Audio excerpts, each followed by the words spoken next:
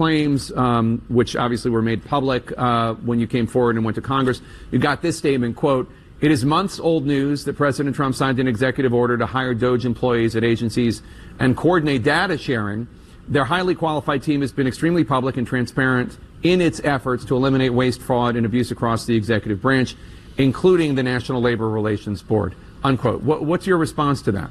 So I believe that if that was true, we would have access to the code that they're running. We would be able to see these things that they're hiding.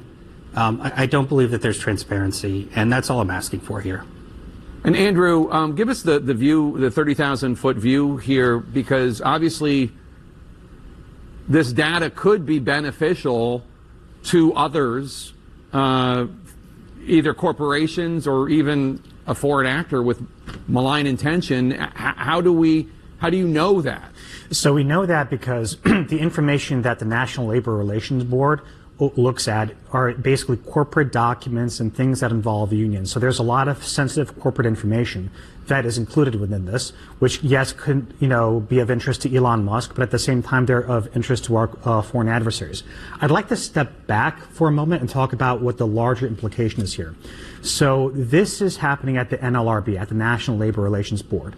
But Dan is brave enough to come forward, and there are others within the government that I've talked to and that we've talked to who have seen something identical as this. There are two data points that I want to point out that should give everybody pause. The first thing, what Dan witnessed, was that within 15 minutes of DOGE employees creating user accounts, i.e. usernames and passwords, within 15 minutes of those accounts being created, somebody or something from Russia tried to log in with the right username and right passwords, that is to say, the right credentials, and that happened over 20 times. The second data point, which is really critical, is that DOGE has also been using Starlink as a means to exfiltrate data. What that means is that, from our understanding, that Russia has a direct pipeline of information through Starlink, which means that anything going through Starlink is going to Russia. We also know that this is not unique to the NLRB. This is happening government-wide.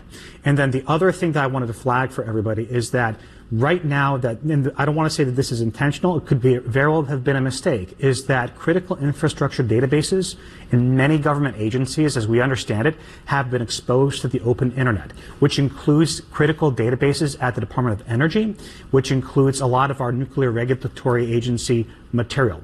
So right now, the real concern is that this is not unlike Chernobyl and all of the control panels lighting up after the meltdown. This is serious, and I just want to commend Dan for coming forward to bring this to everybody's attention, because this really is the tip of the iceberg.